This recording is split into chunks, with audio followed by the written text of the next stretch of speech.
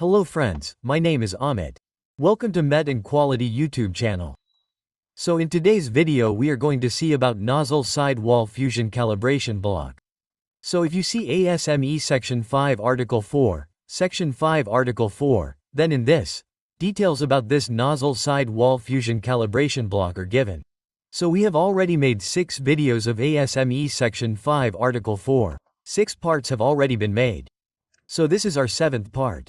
It is the 7th part. In this we will see about this nozzle sidewall fusion calibration block. How is it designed and what is the requirement of curvature in it? And if suppose you have cladding in the nozzle, then what is the requirement of cladding? You will get all these details in section 5 article 4. So this is a very detailed topic. So I have described it here in a very easy way. And I have also added the figure of this block in it, so that you will get an idea about what kind of block it is. So watch the video till the end, and if you have not yet subscribed to our channel, then definitely subscribe to the channel and share this video with your friends and colleagues. Apart from this, you can take membership of this channel by using Join Teacher. So I have made many videos of Member X in which you will get the complete syllabus of mainly NT Level 2. In which we have completed the syllabus of RTUTMPT.VT and all these methods. Apart from this, you will get videos of code standard interpretation evaluation. Like this is a video of ASME section 5 article 4. Similarly, we have also made many videos of API AWS. Apart from this, I have also made many videos of practical MBT. So to get access to all these videos, you can use the join feature and support me financially. So if you have not seen these 6 parts till now, then you should watch them as well. In this, we have given detailed information about calibration blocks and the general requirement of UT in the Article 4. This has been covered in detail. So you can also watch this video. So first of all we will see that this is a fusion block. How will be the configuration of the nozzle in it in which you can use it? So first of all you should know the type of nozzle.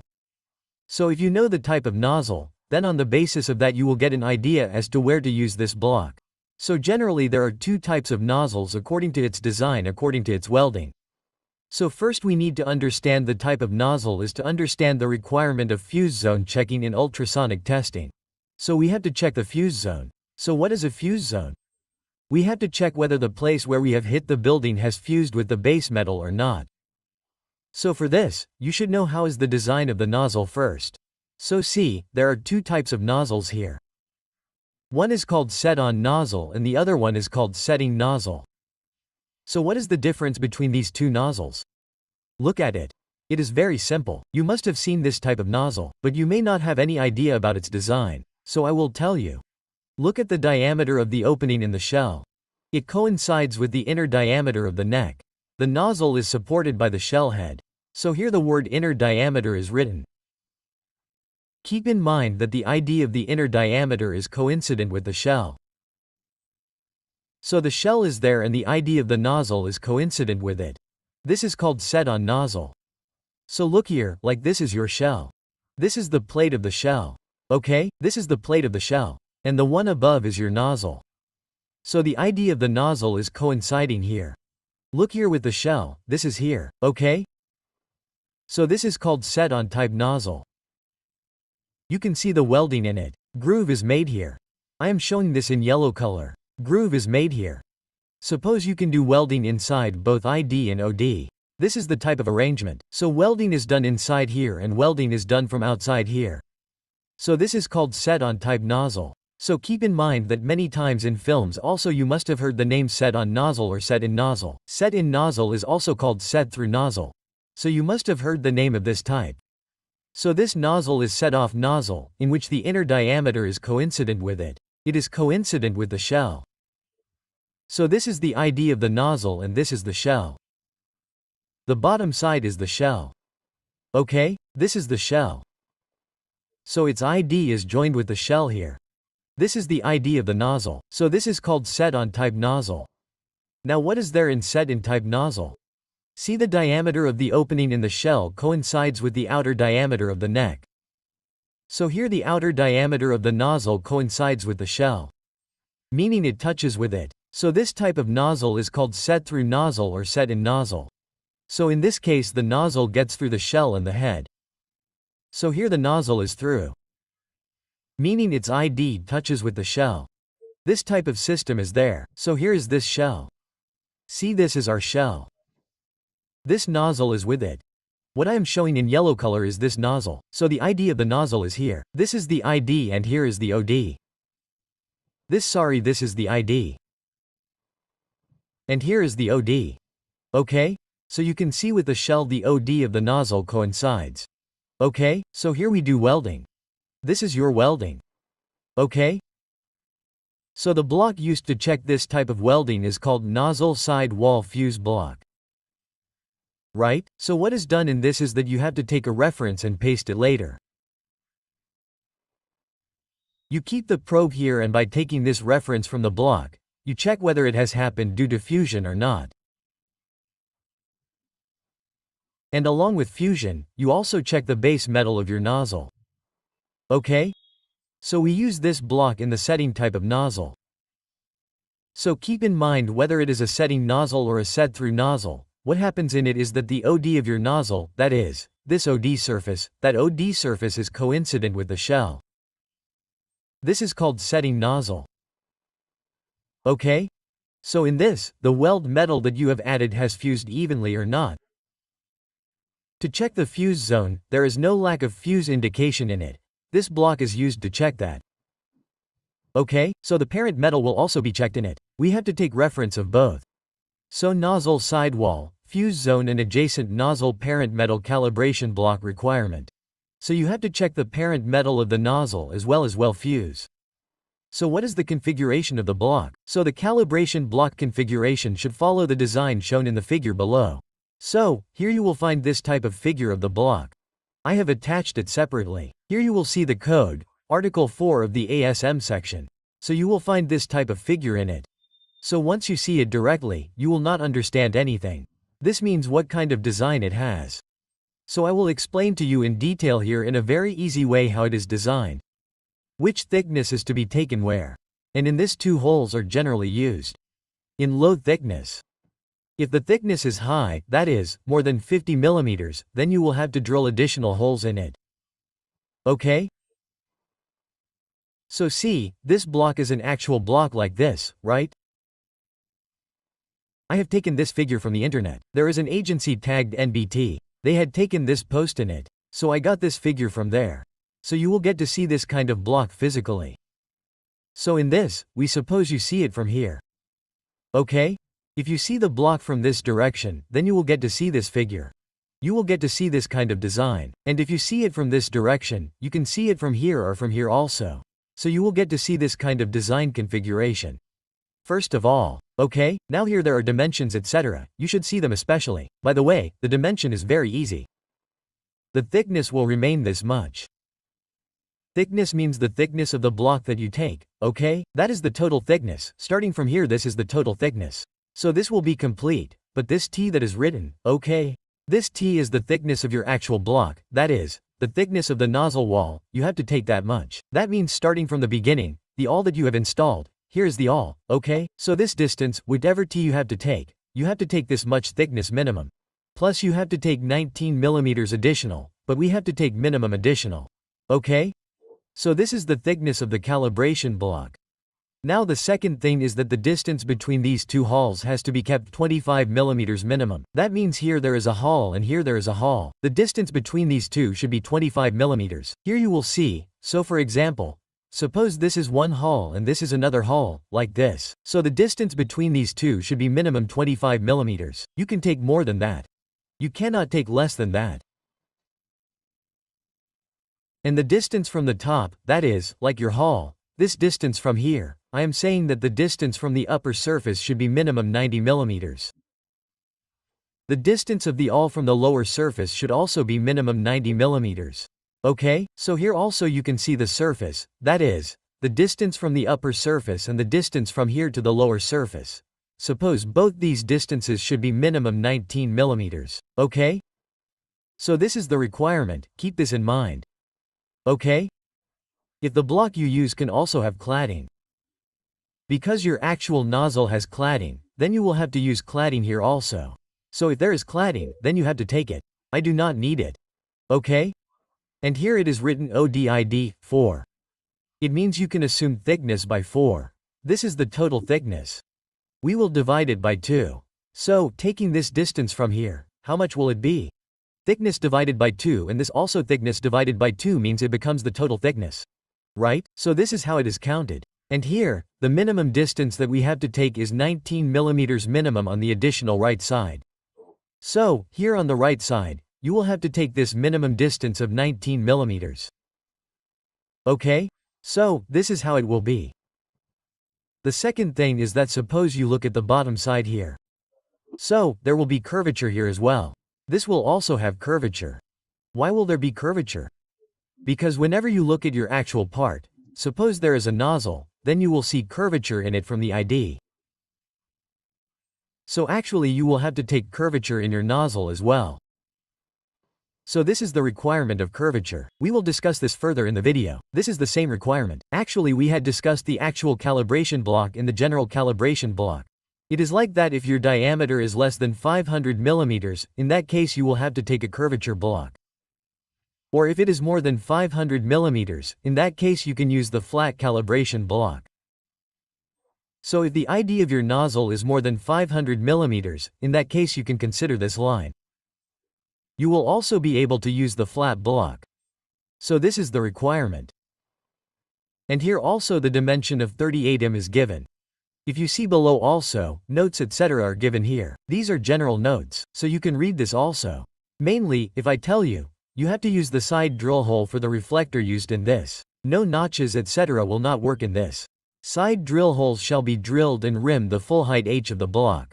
So here the full height is h, which is 38 millimeters. So in full height means the throughout hole will be here. Meaning this hole is through from here to here, there is a complete throughout hole. So this is the requirement. And apart from this, suppose your wall thickness is more. If the total wall thickness is more than 50 millimeters, then in that case you will have to drill additional holes here as well. So see this note with D. The nozzle side examination when the ball thickness of the calibration block exceeds 50 millimeters. The total block thickness exceeds 50 millimeters. Additional side holes shall be placed in a block as required in the table block. So here you will have to use additional block additional hole. Like if the thickness of your calibration block is 50 to 75 millimeters. In that case you will have to use this 3/4 T hole also. One hole will be additional. Meaning if your thickness is more than 75 millimeters, then in that case you will have to add 3 holes additionally. So in this there is a hole of 5/8 T, there is a hole of 6/8 T and a hole of 7/8 T.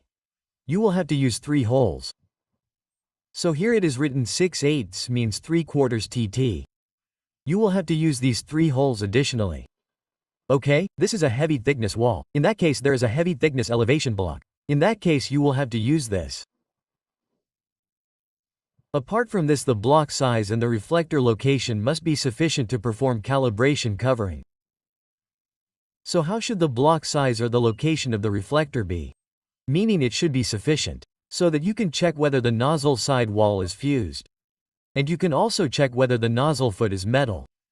So I told you earlier that you have to keep the probe here. Okay? And here you have to scan it. So your entire well will also be scanned and the base metal will also be completely scanned. So in this way you have to make a block which covers this entire area. If the internal surface of the nozzle is cleared before the examination, the ID surface of the calibration block must also be cleared. So here the ID surface will also have to be clad. If your actual nozzle has cladding, then you will have to do cladding in this also. So sometimes there is a requirement of clad nozzle in design, so when you use clad, at that time you have to use the calibration block with cladding. Talking about block thickness, the calibration block should be maximum thickness of the nozzle wall adjacent to the nozzle weld plus 19 millimeters. Okay? So here is the thickness of the block. How to do it? You have to take the maximum wall thickness of the nozzle and take it plus 19 millimeters. Like I told you here. Okay? If you see on the upper side here, it is written T for the thickness of the nozzle. Okay? If you do ODID, 2, you will get TT means you have to take the actual thickness of the nozzle. Take plus 19 millimeters. 19 millimeters is written as minimum, so you can take more than that for this rear portion. So this will be the thickness of the block. So you will see this type of block. If you see from the front. Talking about curvature, the requirement of curvature is the same. In the basic elevation block, we had seen in the third or fourth part and the nozzle with inside diameter ID of 20 inches and less than the contact surface of the calibration block must.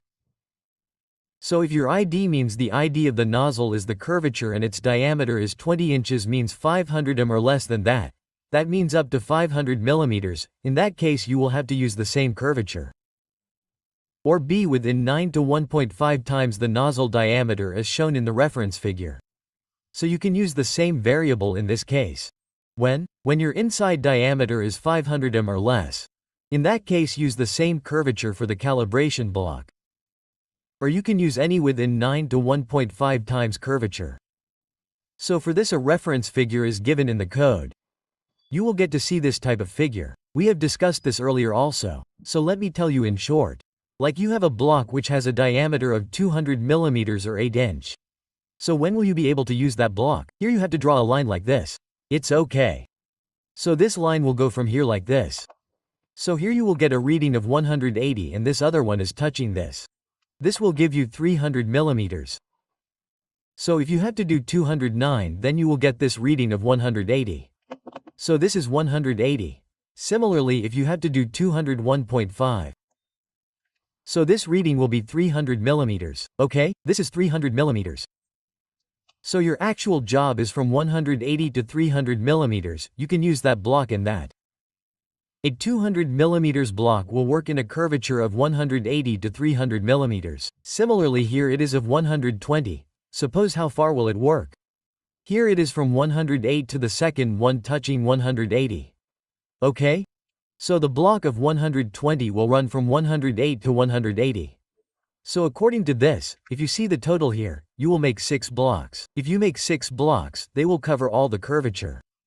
To 500 millimeters, okay. So, this is the requirement of curvature. Talking about the calibration reflector, as I told you, the calibration reflector must be a side drill hole, so you have to use the side drill hole only.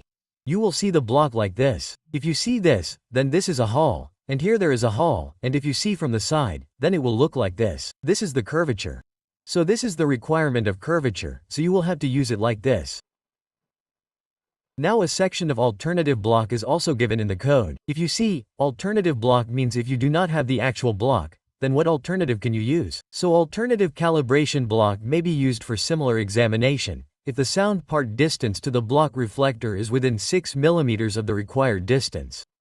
So, if you have another block, suppose, in that case the sound path is within 6 millimeters, then you can use that block.